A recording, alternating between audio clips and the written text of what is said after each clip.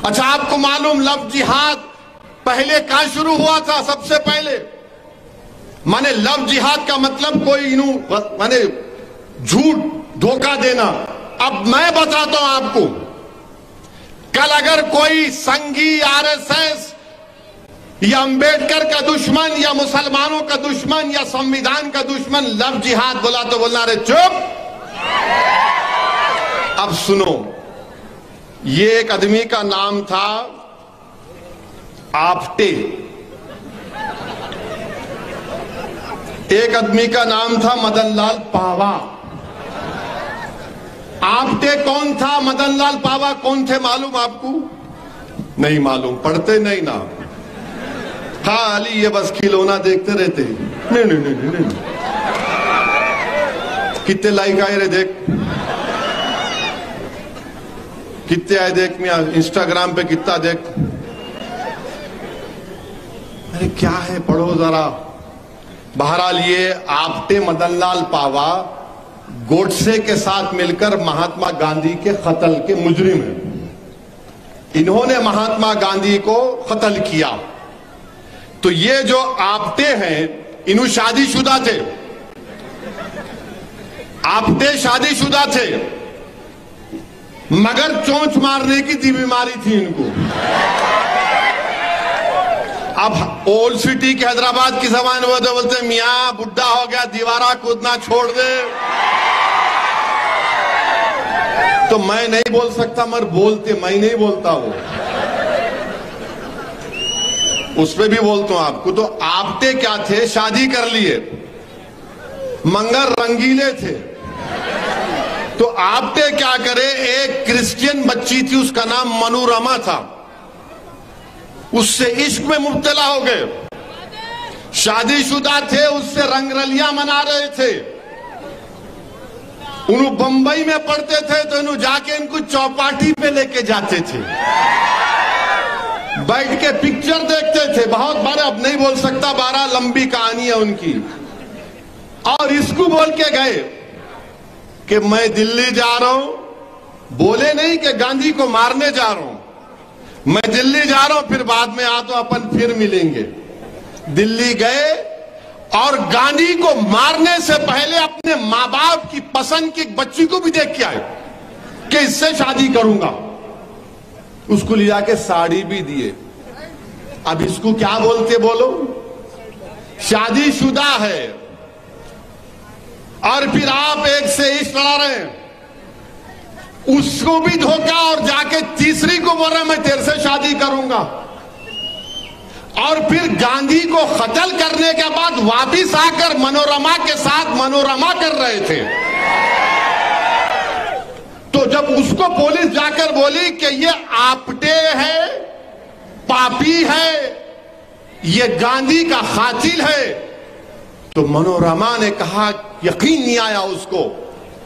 उसने कहा कि इस फोन पर, खैर उसका फोन आने वाला है। फोन आया तो उस वक्त की पुलिस को मालूम हुआ कि आपटे एक जगह पर है, वहां जाकर आपटे को पकड़ लिए। अब इसको क्या बोलेंगे बीजेपी वाले, इसको क्या बोलेंगे बीजेपी वाले, बोलो। और फिर ये एक साहब हैं मदनलाल पावा, इनकी भी बड़ी रंगीन दास्तान है। अहमदनगर जो महाराष्ट्र में है, वहां की एक बहुत बड़ी तवायफ औरत थी। हाँ तुम सुनो, अभी रंगीन बात करो, तुम्हारे को एक साइड उड़ रहे, बैठे रहो, सुनो। ये मदनलाल पावा साहब अहमदनगर में थे, तो इनको वहां पर एक तवायफ की बेटी थी।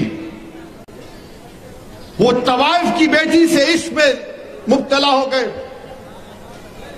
और उसके साथ उन्होंने जो भी, तो मदनलाल पावा, उसका नाम शेवंती था।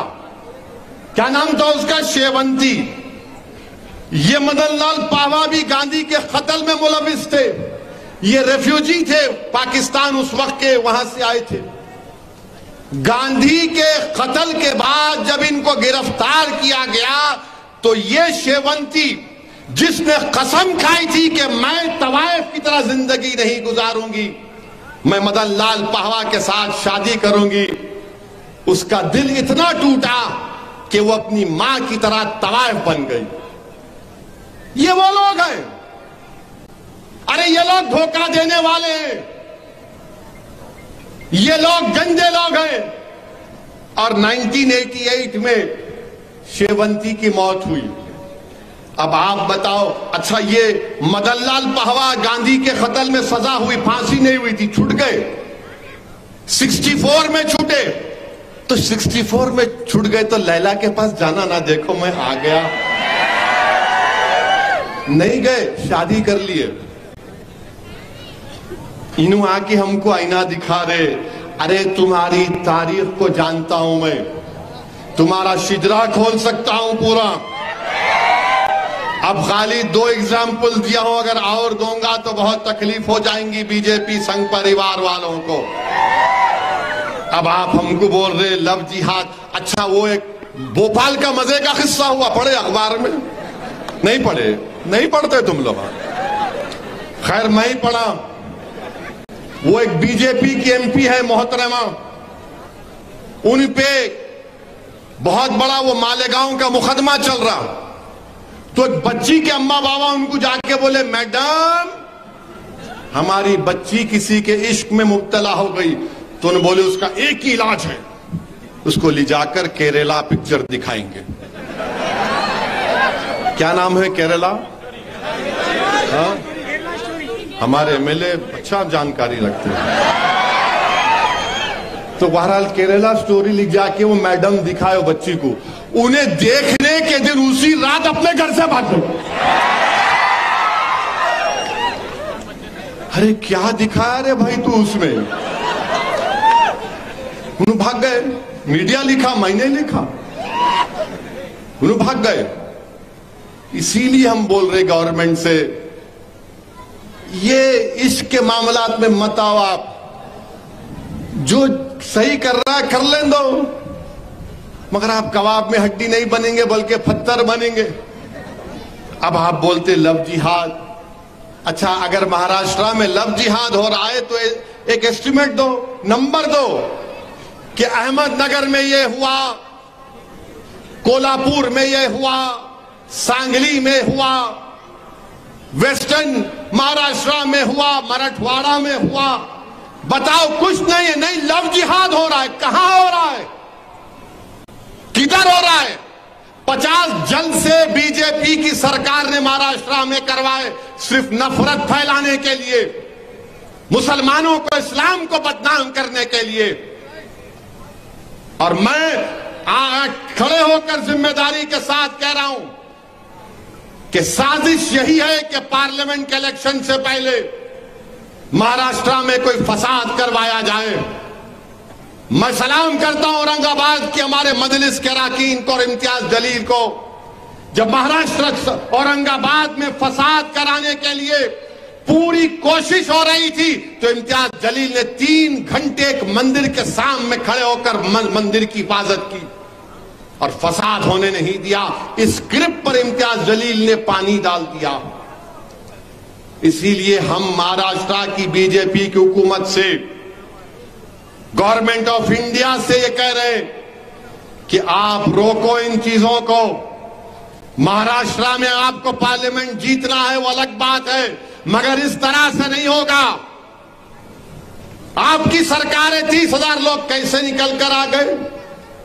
और ये कौन सी जबान है एक डिप्टी चीफ मिनिस्टर की, जो चीफ मिनिस्टर था 5 साल के लिए, और जो उसके अतराफ के लोग बोलते हैं कि एक दिन वो प्रधानमंत्री भी बन सकता है, वो कह रहा औरंगजेब की औलाद।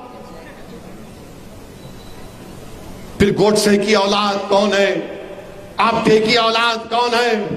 मदनलाल पहवा की औलाद कौन है?